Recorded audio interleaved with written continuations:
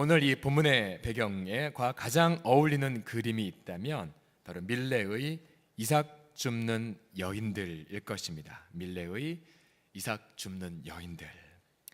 이 밀레는 1857년도에 이 파리 근교의 이 샤이라는 평야의 풍경을 저렇게 화폭에 담았습니다.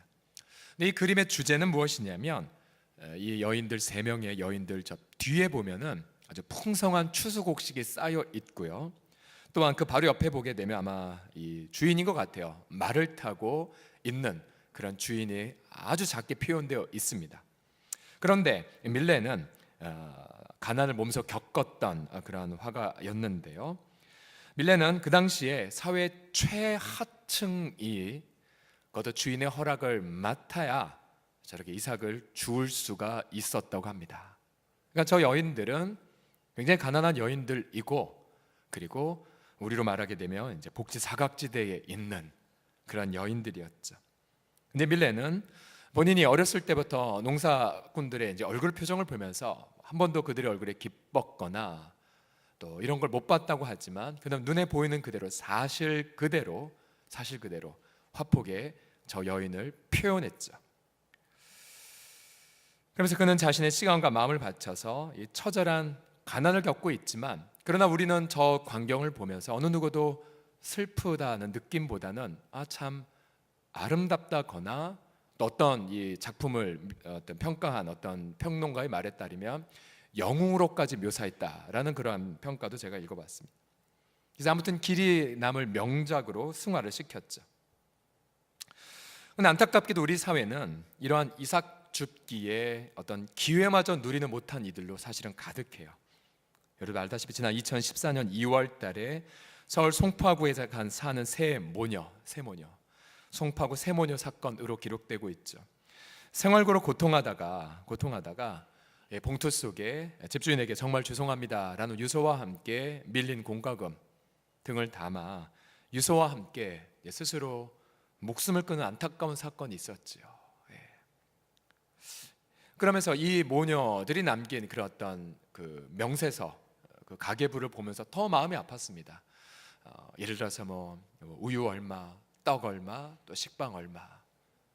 지금 기록돼 있지 않지만 바로 밑에 보면은 뭐 어쩌다가 족발을 15,000원 주고 사 먹은 것까지 등등. 그냥 사회가 왜 충격을 받았냐면 여러 사회의 그런 안전망들이 있음에도 불구하고 조금만 더 도움을 받았다면, 아니 조금만 더 관심이 있었다면 이렇게 불행한 걸 겪지 않았을 텐데. 그래서 그 이후에 정부에서는 송파 새모녀법이라고 일컫는 여러 가지 다양한 법령들을 만들고 이제 제정을 했어요. 그리고 지금 이렇게 운영이 되고 있지만, 다시 제가 최근에 뉴스들을 검색해 보면서 그럼에도 불구하고 송파 새모녀법이 발효가 되었고 집행이 되고 있지만, 그럼에도 불구하고 여전히 사각지대에 놓여 있는 분들이 너무 많다고 합니다. 아까 우리 원장님도 이 사각지대에 놓여 있는 그런 자매들의 이야기를 들려주셨는데요. 우리 본문에서 룻과 나오미도 요즘 시대로 말하면 복지 사각지대에 있는 자들이었죠. 자, 애초에 그들은 나오미와 그의 남편 또 두 아들과 더불어 이제 이민을 갔죠. 돈 때문에. 왜냐하면 약속의 땅 기근이 왔기에 경제적 이유로 모압이라는 땅에 이민을 떠났습니다. 그러나 10년 이민 생활하고 온 결과는 남편 죽고 두 아들 죽고 가난한 과부들밖에 남지 않았던 거죠. 결국 오르바 며느리는 이제 고향으로 돌아갔고 모압 땅에 남았고, 룻만이 이제 아무 기댈 데 없는 나오미와 더불어서 이제 유다 땅으로 돌아온 그런 배경을 갖고 있죠. 나오미가 돌아왔을 때에 내가 나갈 때는 정말 채워져서 나갔지만 그러나 돌아올 때는 비탄함으로 돌아왔다. 나를 말하라, 즉 비탄이라고 부르라고 그렇게 슬퍼했죠. 그러니까 당장 이 나오미와 룻은 먹고 살 생계거리가 없었고요, 또 이들을 지켜줄 보호자도 없었고, 이민 갈 때 땅을 팔았기 때문에 아무것도 기댈 것이 없는 절대 빈곤의 가정이었습니다. 더군다나 6절에 보게 되면 이 룻을 향한 묘사를 보십시오. 모압 지방 이방인이었죠. 또 모압 소녀, 젊었고 또 여성이었었습니다. 그러니까 룻 자체도 생존이 보장되지 않은 말대로 위태로운 지경의 그러한 자였었죠. 룻은 정처 없이 밭으로 나아갑니다. 아는 사람도 없고 또 어떻게 자기와 또 자기 어머니를 먹여 살릴지 모르는 상황에서, 근데 그 발걸음이 어떻게 되었습니까? 2장 3절에 보시면은 룻이 가서 베는 자를 따라 밭에서 이삭을 줍는데, 그 다음 세 자나가 너무 놀랍죠. 우연히 엘리멜렉의 친족 보아스에게 속한 밭에 이르렀더라. 우연히라는 이 단어, 우리는 알죠? 우연히, 그녀에겐 우연이었었지만 그 배우는 하나님의 필연이 있었다는 사실을 압니다. 룻과 나오미는 바로 이 보아스의 밭에서 이제 막 보리 추수를 시작한 보아스의 일터에서 생존에 필요한 양식을 공급받고요, 또한 훗날 룻은 이 밭에서 자신을 책임질 가장을 만나죠. 또 룻에게서 훗날 다윗이 태어나기까지 이르게 됩니다. 그래서 오늘 저는 이 룻과 룻과 나오미, 바로 이 보아스의 밭, 보아스 일터를 통해서 일터, 즉 줄 것만 있는 일터의 모델이 무엇인지를 같이 나누고자 합니다. 여러분, 우리가 늘 자주 축복을 하기를, 줄 것만 있는 가정이 되기를, 혹은 줄 것만 있는 인생이 되기를 원하면서 기도하고 있는데요, 그럼 도대체 과연 줄 것만 있는 일터에서 뭘 주기 때문에 이러한 축복의 문장이 완성이 될까요? 오늘 본문을 보게 되면 두 가지가 있습니다. 줄 것만 있는 일터에서 줄 수 있는 두 가지가 뭐냐면, 첫 번째로는 정의입니다. 의라는 것을 줄 수가 있어요. 정의. 함께 따라 하시겠습니다. 정의. 시작. 우리가 이 보아스의 일터를 관찰해 보면 이 일터는 어떤 고성과 한탄이 오고 가는 곳이 아니었어요. 4절을 같이 읽어보죠. 시작. 마침 보아스가 베들레헴에서부터 와서 베는 자들에게 이르되 여호와께서 너희와 함께 하시기를 원하노라 하니 그들이 대답하되 여호와께서 당신에게 복 주시기를 원하나이다 하니라. 자, 보세요. 고용주는 종업원들에게 주님이 함께 하기를 원하노라 축복했고요, 또한 종업원들은 반대로 고용주에게 뭐라고 축복했습니까? 여호와께서 당신에게 복 주시기를 원하나이다 라고 축복을 하고 있어요. 이들은 지금 일터에서 고용주이든 종업원든지 간에 하나님의 임재를 경험하고 있고, 또한 저들은 일터에서 하나님의 축복을 경험하고 있습니다. 여러분, 이런 일터에서 하나님의 임재와 하나님의 축복을 경험하는 근거가 있죠. 그것은 무엇이냐면 바로 일터 안에 바로 하나님의 정의, 하나님의 의가 지금 실현되고 있기 때문입니다. 하나님의 정의 혹은 하나님의 공의. 성경에 보게 되면 이 의라는 단어가 아주 중요한 가치를 갖고 있습니다. 히브리 말로 미슈파트라고 하는데요, 한번 다 같이 따라해 보시겠습니다. 미슈파트. 시작. 한 번 더요. 시작. 미슈파트. 시작. 이 의라는 단어, 때로는 정의로 번역되기도 하고 때로는 어떤 판결하다라는 뜻으로, 또 어떤 곳에서는 권리 등으로 번역된 이 단어입니다.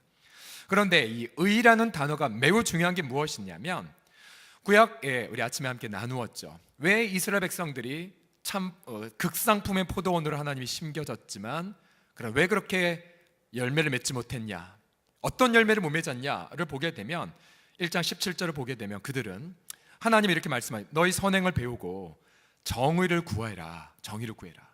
하나님이 그들에게 이 미슈파트의 열매가 맺어지길 기대했어요. 근데 미슈파트가 뭐냐? 자, 여러분, 성경을 보면 특정 단어의 어려움이 나오면 그 다음 문맥을 보면 반드시 해석이 나와 있어요. 뭐라고 나와 있냐면 선행을 배우며 정의를 구하며 학대받는 자를 도와주라. 학대받는 자를 돕는 열매. 그 다음 어떻게 해요? 고아를 위하여 신원하는 열매, 또한 과부를 위하여 변호하는 열매가 바로 이 미슈파트입니다. 그런데 이사야서 3장 14절을 보게 되면 이들은 이러한 사회 속에서 맺어야 될 정의의 열매를 맺지 못했어요. 정반대로 이런 열매를 맺었죠. 이사야 3장 14절 보시면 여호와께서 자기 백성의 장로들과 고관들을 신문하러, 이것도 바로 미슈파트예요. 근데 어떤 거였냐면 이거죠. 하나님의 미슈파트의 대가 가치를 들여다보니 이스라엘 백성들의 그 삶이 다 드러난 겁니다. 포도원을 삼키고 있고요, 그 다음 가난한 자에게서 탈취한 물건이 너희의 집에 있는. 그들이 아마 성막에서, 성전에서 무수하게 많은 제사를 드렸을지 모르고 또 무수하게 많은 종교 예식을 행했을지 모르지만, 그러나 하나님은 그것이 중요한 게 아니라 너희 사회 속에서 이러한 미슈파트의 열매를 맺고 있니? 이를 보셨어요. 네, 그렇지 않았어요. 오히려 일터에서 노동자들이 받아야 될 그 정당한 대가가 다 빼앗긴 채 가진 자들의 그런 뱃속에 다 들어가고 있었어요. 그리고 소외된 이웃들을 돌봐야 되는데 오히려 더 학대하고 있는, 하나님이 계속 한탄하고 있죠. 이사야서 10장 2절에도 보시게 되면 가난한 자를 불공평하게 판결하여 가난한 내 백성의 권리, 여기서 만약 권리로 번역이 되었는데요, 내 백성의 그 미슈파트를 박탈하며 과부에게 토색하고 고아의 것을 약탈하는 자는 화했을진저. 결국 이스라엘 백성들이 왜 참 포도나무로서 열매를 맺지 못했냐면 바로 의의 열매를 맺지 않았기 때문에 그래요. 의의 열매를. 그냥 과거에 우리 교회에서 그냥 주일날 열심히 섬기고 열심히 헌금하면 됐지 사회에서 어떻게 사는지 상관없었던 그런 시절이 있었죠. 오히려 사회에서 저들이 일터에서나 사회 속에서 반드시 맺어야 될 정의의 열매를 맺지 못한 채, 여러분 그런 얘기 자주 듣지 않으셨습니까? 어떤 기독 경영인들의 CEO의 일터에서 우리 노동자들의 그런 정당한 권리가 박탈당하고 오히려 학대가 벌어지는 그 장면. 그래서 많은 믿지 않는 사람들이 야, 너희가 경영하는 일터의 의의 열매가 그거야? 나 그럼 하나님 안 믿을래 라고 교회에 등을 진 것 아니겠습니까? 우리가 성경을 보게 되면 하나님 무서우리만큼 이걸 강조하세요. 너희 사회나 일터에서 정의의 열매 맺고 있니?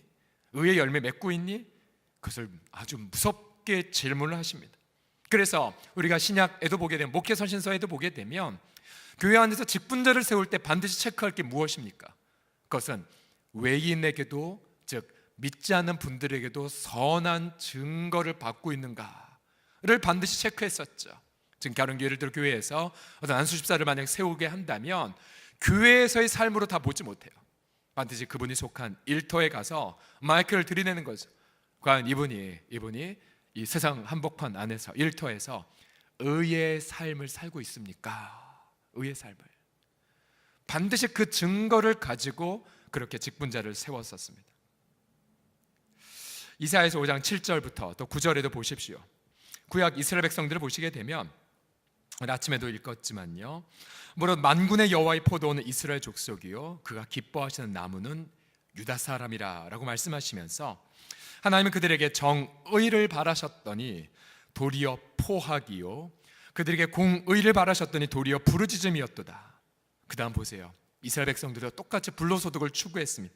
가옥에 가옥을 이으며 전토에 전토를 더하여 빈틈이 없도록 하고 이 땅 가운데 홀로 거주하려는 자들은 화했을진저. 만군의 여호와께서 내 귀에 말씀하시되 정령의 허다한 가옥이 황폐하리니 그가 아름다울지라도 거주할 자가 없을 것이라고 심판하셨습니다. 그래서 우리 사랑하는 성도들이요, 우리는 저마다 속한 일터와 사회 속에서 이러한 정의의 열매가 가득히 맺혀지길 간절히 기도하셔야 됩니다. 기회로 현직에서 은퇴하셔서 우리가 비록 현직에 있지 않다 할지라도 여러분들이 뉴스나 또 신문에서 들리는 그런 불의한 뉴스를 듣게 되면 가만히 있으시면 안 되죠. 무릎 꿇고 기도하셔야 돼요. 하나님, 이 불의한 구조가 혹은 불의한 사람들이 아버지 정의의 그런 구조로 혹은 정의의 사람으로 바뀌어지게 하여 주시옵소서라고, 여러분 그렇게 무릎 꿇고 기도하셔야 됩니다. 기억하세요. 보아스의 일터에 하나님의 임재와 하나님의 축복이 그렇게 오고 갔던 이유는 바로 그의 밭에 의의 열매가 가득히 맺혀졌기 때문에. 그래서 여러분과 저의 그런 일터 속에서 줄 것만인 일터, 줄 것만 있는 것의 그 첫 번째에 줄 것이 바로 의, 정의, 그런 가난한 자의 그런 소중한 권리들을 나누어 가는 그런 귀한 의가 가득한 삶을 다 보내시기를 예수님의 이름으로 축복합니다. 옆 사람 보면서 의를 풍성히 나누겠습니다 하겠습니다. 시작. 마지막으로 우리 오후 예배는 2개만 나눕니다. 두 번째로 은혜를 줄 수 있습니다. 은혜 한번 따라 하시겠습니다. 은혜. 시작. 이 나오미와 룻에게 필요한 건 은혜였어요. 은혜. 근데 그때 2절에 보시게 되면 이 두 여인이 이렇게 말하죠. 모압 여인 룻이 나오미에게 이르되 원하건대 제가 밭으로 가서 내가 누구에게 뭘 입어요? 은혜를 입으면 그를 따라서 이삭을 줍겠나이다. 여러분, 은혜가 무엇입니까? 내가 일하지 않았지만 누군가에게 도움을 받는 거죠. 이 가난한 두 여인은 은혜가 필요했어요. 은혜. 근데 룻은 그 은혜를 바로 누구의 일터에서 풍성히 경험합니까? 자, 우리 8절과 9절을 보시면 보아스가 이야 이방 여인 룻이 와서 아침부터 지금까지 잠깐 쉰 것 외에는 부지런히 이삭을 주었다. 그리고 또 그 시어머니 나오미를 쫓아서 이 생경한 또 외국에 왔다라는 이야기를 듣죠. 보아스가 이렇게 말합니다. 보아스가 룻에게 이르되 내 딸아 들으라. 이삭을 주우러 다른 밭으로 가지 말라. 나의 일터에 머물러라. 그리고 나의 소년들과 함께 있으라. 그들이 베는 밭을 보고 그들을 따라가라. 또 특별히 이 이방 젊은 여인이 성희롱과 성추행에 노출될 것을 염려했던 나머지 분명히 몇 번이나 말하죠. 내가 소년들에게 명령하여 너를 괴롭히지 말라고 했다라고 말해요. 그뿐만 아니라 목이 마르거든 그릇에 가서 소년들이 길어온 것을 마시라고 그렇게 말합니다. 룻은 이삭만의 은혜를 구했지만 그러나 그가 보아스 일터에서 경험한 은혜는 이삭뿐만이 아니었어요. 그의 안전, 또 훗날 보시면 위로도 받고요. 또한 또 근사한 식사도 거기서 대접을 받죠. 15절을 보게 되면 보아스는 계속해서 은혜의 배려를 자신의 일터에서 룻에게 제공합니다. 룻이 이삭을 주우러 일어날 때에 보아스가 자기 소년들에게 명령하 이르되 그의 곡식단 사이에서 줍게 하고 책망하지 말라. 무시하지 말라. 또 룻을 위하여 곡식다발에서 일부러 조금씩 뽑아 버려 그에게 줍게 하고 꾸짖지 말라고 말합니다. 너무 아름다운 은혜를 일터에서 주었지요. 보아스가 이것을 감당함에 있어서 뭔가 새로운 것을 한 것이 아니라 자신의 그런 땀 흘려 일한 노동의 그 대가 가운데에 일부를 은혜의 몫으로 남겨두고 있습니다. 결국 룻은 하루 동안 보리 나달을 주었지만 결국 그날 한 에바를 모았죠. 한 에바 22리터가량 22리터. 그러니까 페트병 2리터니까 페트병 11개로 두 여성이 얼마 정도 먹을 수 있죠?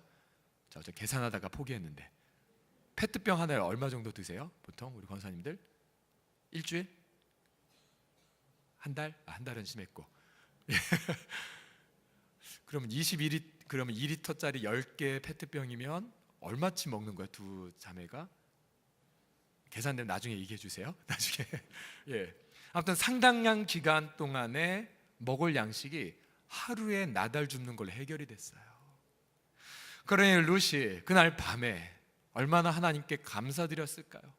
또한 나오미도 하나님 앞에 얼마나 감사드렸을까요? 당장 먹고 살 것 없는 가냘픈 두 여성이 그 일터에서 보아스 일터에서 받았던 은혜들을 생각하면요, 결국 여러분 우리가 줄 것만 있는 인생이 되는 건 이 두 가지를 나누는 거예요. 의의 열매들을 나눠주고 또한 은혜의 삶을 나눠주는 부분들이요. 결국 보아스의 밭은 요즘 말로 치려면 복지 사각지대에 놓인 이들을 향한 은혜의 안전망이 되었습니다. 은혜의 안전망.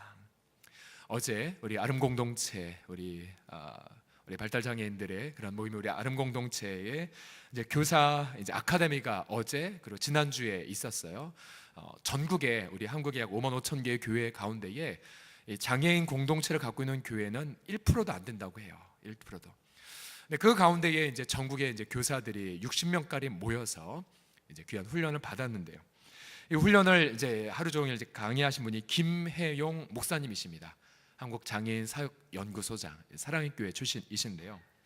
지난주 토요일 날에 강의 마치고 나서 목사님께 여쭤봤어요. 목사님, 어떠한 동기로 장애인 사역에 헌신하셨습니까? 목사님 본래 사법고시를 준비해서 정치가가 되려는 게 꿈이었었대요. 그러다가 어느 날 주님이 이분에게 목사로 부르셨다는 이야기를 들었고요. 그 다음에 이 부분은 마치 예수님이 천국을 위해 스스로 된 고자가 있다라는 그 말씀처럼 아무에게나 해당되는 않은 말씀이에요. 아무에게 해당되는 않는 말씀인데 어떤 말씀을 이분이 받았냐면 네 자녀가 장애를 안고 태어날 거란 말씀을 받았대요. 그리고 첫애를 낳았는데 세계에서 25명도 안 되는 폐병을 앓은 아이가 태어났었대요. 그 아이 덕택에, 그 아이 때문에 결국 저 목사님 가정은 장애인 사에게 헌신을 하셨다라고 표현을 하고요. 지금 이제 그 아이 이름이 이제 한나인데요. 지금 35살이 되었대요. 여전히 걷지 못하고 여전히 불편한 몸을 갖고 있지만 저 목사님이 그렇게 환한 미소로 말했어요. 우리 아이가 제게 반면 교사가 되어서서 지금 이렇게 기쁘게 사역한다라고 말씀하셨어요. 그러면서 목사님이 도전했던 게 무엇이었냐면, 이제 장애를 앓고 있는 분들의 이제 아픔이 무엇이냐면, 지금 추세가 뭐냐면 과거에는 다 무더기로 시설로 다 보냈었어요. 근데 지금 현재는 시설들이 자꾸만 축소한대요. 그럼 과거에 100명이 있었다면 50명으로 줄어들고, 그 나머지 50명은 갈 데가 없는 거예요. 또한 가정에서 장애를 앓고 있는 분을 끝까지 책임진다면 이게 보통 힘든 것이 아니에요. 책임을 지고 싶지만 많은 장애를 앓고 있는 그 가정의 부모들이 우울증에 고통하고 있고요. 그리고 심지어 자살하는 분들도 있어요. 그러면 해답이 뭐냐? 장애인들에게 가정의 역할을 제공하면서 안정만 역할을 할 그런 그룹들이 필요하다는 거예요. 저는 목사님 한 말 중에 이 부분이 너무 마음에 와닿았어요. 그러게 결국 정부도 아니고 한 가정도 짊어질 수 없기에 교회가 생명의 안전망이 되어야 한다는 표현을 하셨어요. 교회가 생명의 안전망 역할을 해야 된다라고. 저는 아름 공동체 오는 그런 식구들 가운데에 최종병기, 이름이 재밌죠. 이름이 최종병기라는, 전 처음에 이제 감성 주일원금 봉투에 자꾸만 이름 성도들 보면서 이제 기도하다가 이름이 최종병기인 거예요. 이게 뭐지? 최종병기? 무슨 영화 제목도 아니고. 근데 알고 보니까 최종병기는요, 장애인 그룹 홈의 이름이었어요. 마지막 갈 곳이 없어서. 그래서 이야기를 들어보니 그 장애 아들의 그 부모들이 결국은 십시일반 모아서 하나의 집을 마련했고, 그곳에 자신의 자녀들을 케어하면서, 가정을 베이스로 케어하면서 여기까지 왔다라고 그렇게 이야기들을 들었습니다. 그 식구들이 와서 주일날 헌금하고, 작년에 우리가 안타까운 사건이 있었죠. 우리 아름 공동체의 우리 이지훈 형제, 갑자기 밤에 이제 급사하는 바람에 우리 그 청년에게 신앙 어떤 성례도 베풀지 못하고 세례도 베풀지 못했죠. 그래서 저희가 장례를 치면서 얼마나 고통하고 마음이 아팠는지 모릅니다. 저희가 올해 아름 공동체에 성례를 실시할 거예요. 어떻게 하는지 저희가 좀 배워가고 있어요. 그래서 아이들의 그런 고백, 그리고 아이들의 어떤 심지어 성찬까지도 가능하대요. 그래서 그 아이들에게 정말로 복음을 증거하는 역할, 그 역할을 감당하기 위해 저희가 기도하고 있어요. 그러면서 저희가 교회가 이 세상에 어떤 이름을 불려지기를 원하는가 했을 때 우리 교회는 늘 이렇게 기도하죠. 하나님, 세상에서 세상 사람들이 보기에 목민센터로 기억되게 해달라고, 우리 교회가. 그러면 그 목민센터 안에 우리는 우리 예를 들어 미혼모 가정, 또 우리 입양 가정들, 또한 장애를 앓고 있는 가정들, 다양한 그런 부분들이 있겠죠. 그래서 장애를 앓고 있는 가정들을 향해서는 여러분 이렇게 기도하셔야 돼요. 하나님, 교회가 그럼 이분들을 향해 생명의 안전망 역할을 감당하게 하여 달라라고. 그렇게 기도하셔야 돼요. 그리고 헌신하셔야 됩니다. 오늘 특별히 우리는 미혼모 사역을 하시는 우리 귀한 그런 메시지들을 들었는데요. 우리 벌써 재작년 12월 달이 됐네요. 우리에게 오셨던 러브 더 월드의 박대원 목사님, 그분이 처음에는 중형교회 한 부목사로 평범하게 그렇게 섬기시다가 한 청년부 자매가 자신에게 울면서 상담을 요청했다고 했죠. 남자친구와 교제를 하다가 잘못된 선택, 이분들 죄책감을 갖고 있어요. 잘못된 선택으로 임신을 하게 되었는데 주위에서 모두 다 낙태를 종용했다는 겁니다. 남자친구의 부모는 자신 학교까지 찾아와서 내 아들 앞길 망치지 마라 경고도 했고, 또한 남자친구 또한 자신과 함께 함께 병원 가자 낙태시키려고요. 심지어 자신의 부모님이 교회 직분자였는데 딸과 함께 너 병원 가자, 지금 가자라고 말했다고 하죠. 그래서 그 자매는 이 상황에서 어떻게 할지는 몰랐는데, 왜냐하면 낙태는 분명 살인이라고 배웠는데 아무도 자신을 돌보지 않았던 것입니다. 심지어 그 소속교회 목사님마저도 자매님 덕이 되지 않네요. 그래서 울면서 이 박대원 목사님이 찾아와 이렇게 말했다고 하죠. 제가 회개하면 하나님께로 올 수 있을까요? 그러면서 그때에 이 박대원 목사님이 자신의 아내와 기도하면서 중요한 결정을 내렸죠. 그 자매를 품기로 결정한 겁니다. 자신의 집에.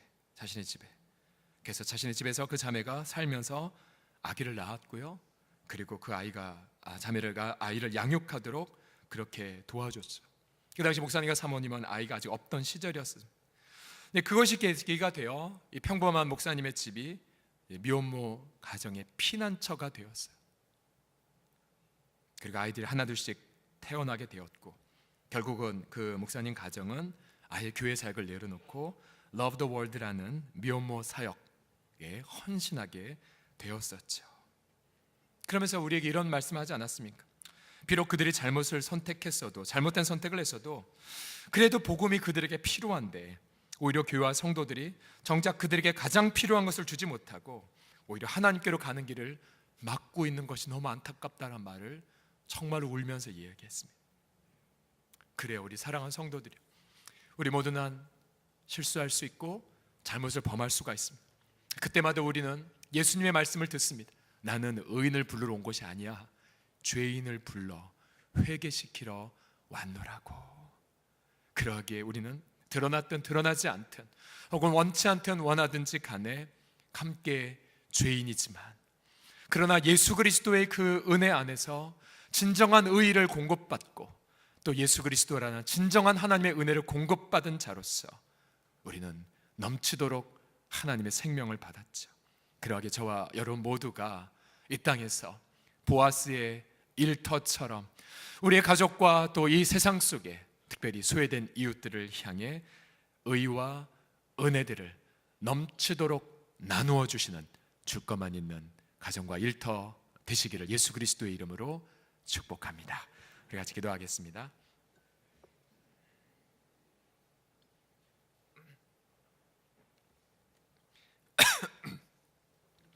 주여, 우리도 죄와 또 진노 아래에 당장 영혼을 살 수 없는 그러한 정말 부족한 자들이었지만 주님이 우리에게 자신의 생명을 나누어 주심으로 하나님의 의를 경험하게 하여 주셨고, 또한 예수님이 자신의 생명을 기쁨으로 주심을 통해 하나님의 은혜들을 감당할 수 없이 누리게 하심을 찬양하나이다.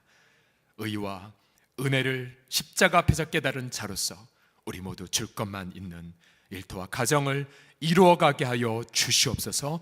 예수님의 이름으로 기도드립니다. 아멘.